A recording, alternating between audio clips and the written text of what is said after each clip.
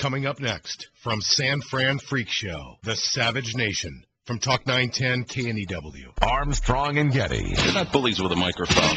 Weekday morning, 6 to 10. Talk 910 KNEW. Warning. The Michael Savage Show contains adult language, adult content, psychological nudity. Listener discretion is advised.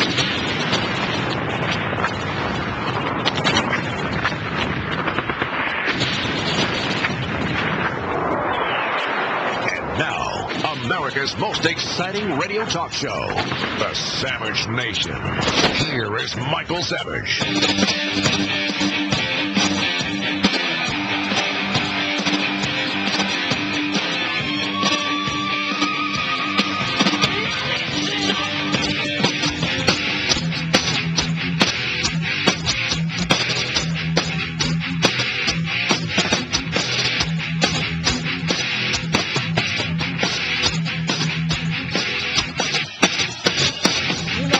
As I've watched the video coverage on the TV and the internet, I really think that people are still upset that we have an African-American president. We still have some issues in America, and that's clearly obvious.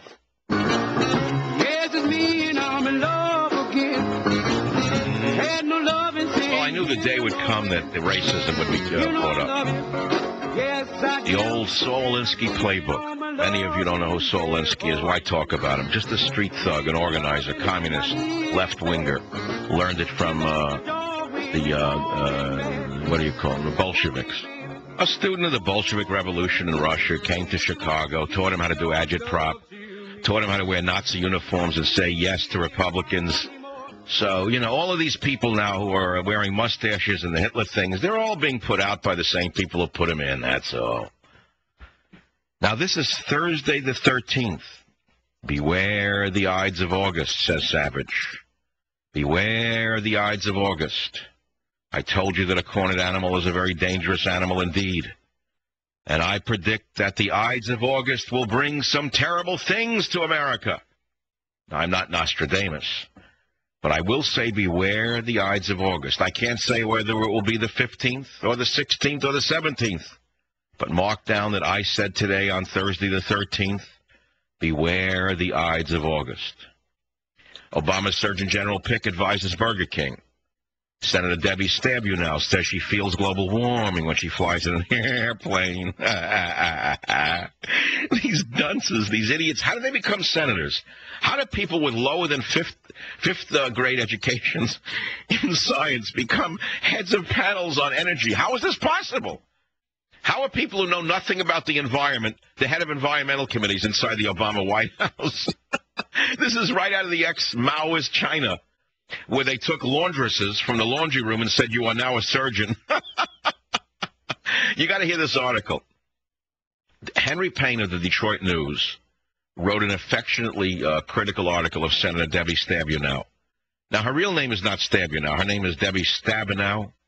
But for reasons of easy identification, I've renamed her Senator Debbie Stabenow because she's apparently so smart that when she flies in airplanes, she can actually feel global warming.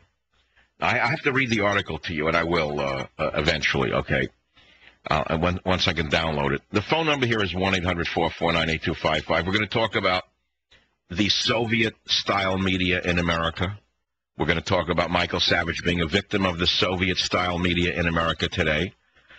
And I learned that I'm actually in good company. I learned today that Winston Churchill was banned from the BBC for a period of up to 8 years. Did you know that? The man who saved Britain during its darkest moments was banned from the BBC for the years leading up to World War II. He was put into political exile by the liberals of his day, where Churchill was labeled an extremist. At a time when his voice and free speech was needed the most, he was banned from the BBC. And that is why my voice is banned in Britain right now, because I'm standing up to the push for neo-worldwide Marxism, and it begins with suppressing free speech. Today they came for a conservative, tomorrow it will be you.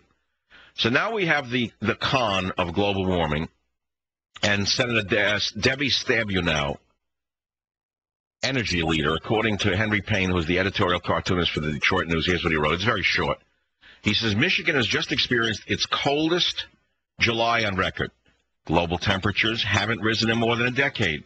Great Lakes water levels have resumed their 30-year cyclical rise, contrary to a decade of media scare stories that the lakes were dying up due to global warming. And polls show that climate change doesn't even make a list of Michigan voters' top 10 concerns. Yet, in an interview with the Detroit News Monday, Senator Debbie Stabenow, Democrat, Michigan, recently appointed to the Senate Energy Committee, made clear that fighting the climate crisis is her top priority. Here's what Debbie Stabenow said. Quote, climate change is very real, she confessed, as she embraced cap-and-trade's massive tax increase on industry, at the same time claiming against all the evidence that it would not lead to an increase in manufacturing costs or energy prices. She said, global warming creates volatility. I feel it when I'm flying. The storms are more volatile. We are paying the price in more hurricanes and tornadoes, close quote.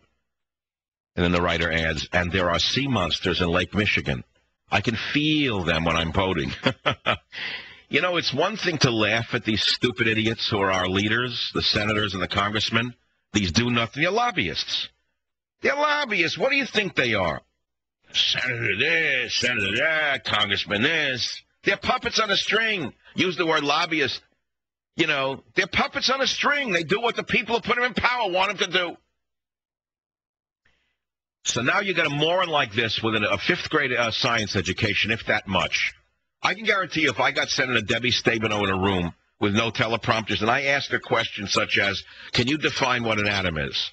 Can you tell me what a molecule is? Can you give me the atomic structure of carbon? I mean, that's an easy one. A fifth grade student from India can tell you what the atomic structure of carbon is. Indian kids come over here. They don't speak English. Within a year, they win the spelling bee. You got others here, 5,000 years, they can't win a spelling bee. What's the difference? I know what's going on. I'm watching You Know What go to where in that basket. You know what I'm talking about. It's summertime. Beware the Ides of August. Play me some music. I'll take some calls. 1-800-449-8255. I had the night one again last night. What is this? Yeah, turn it off. It's not my kind of music. I'm in the mood more for Frankie Avalon, something like Catalina. Who sings about Catalina? Because when I grew up in the Bronx, to me the idea of Catalina was like Nirvana, that anybody could have a nice pastel shirt, a good haircut, and spend his days going to Catalina with pretty, like bunnies, whatever. I was schlepping to high school, working in a clothing store after school. He was dancing off to Avalon in some Chris Craft. Right? I mean, doesn't this evoke that whole era? Like the good-looking Southern Californian? You should see them on the streets of Berkeley now. Take a look at them at the age 50, what they look like. Busted suitcases, junkies, it's horrible. There's a curse to being handsome when you're young and good-looking and successful. It doesn't work all the time. Sometimes it's good to be, instead of tall, dark, and handsome, short, white, and ugly. Let me tell you, there's an advantage to it. Who says tall, dark, and handsome is the norm anyway? They used to say, oh, she likes it. Remember the Americans say, he's tall, dark, and handsome. Oh, there's nothing wrong if you are. But what if you were short, white, and ugly? What are you supposed to do, commit suicide? I'm just having fun here. Boys just want to have fun. You think I'm going to get excited over Obama? I mean, what he's going to do is what he's going to do. You think they're going to give up because you discovered that he's a Marxist? You think he's going to go away? You think he's going to stop being a Marxist because you found out he's a Marxist? Ha! You think that because you discovered that the 51st Ward of Chicago is now the United States of America, they're going to stop behaving as though Al Capone took over America? We don't have an Elliot Ness. Can you raise the music? What am I going deaf to? I can't hear it. I'm supposed to get high from the music. I can't hear the damn thing. All right. Yeah, where is he today with Annette I never cared for her as a figure in the Mickey Mouse days. She was Annette Funicello. I don't understand her, how she got where she was. She was never really attractive. Talk about heartthrobs from that day. I'm trying to remember now. I'm just drifting because I don't care about politics for the moment. Who was a hot, movie star, teenage chick in my day? I'm trying to think of where they are. Carol Lindley, I remember. I used to go to dark movie theaters and imagine Carol Lindley was my girlfriend. Where is she today? Probably somewhere, I would imagine, in Palm Springs with a transfusion tree and a walker somewhere. The skin worn out from the sun, like a prune face. I hope not. But generally, that's how it ends up. And earlier rather than later from the dissipation. You know, either that or they found God early on in life and it saved them, but usually not. Usually there were party types, and by 50, washed up by 30, shot by 40, and a basket case by 50 with the tree and the cigarette in a trailer somewhere in the back of a B movie. Like a scene where the daughter comes, "How are you, Mom?" And Mom is staring off into the desert with, you know, stone blue eyes.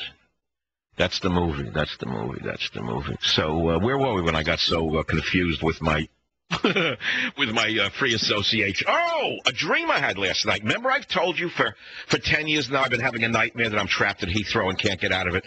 I had it again last night. Again, I was in London.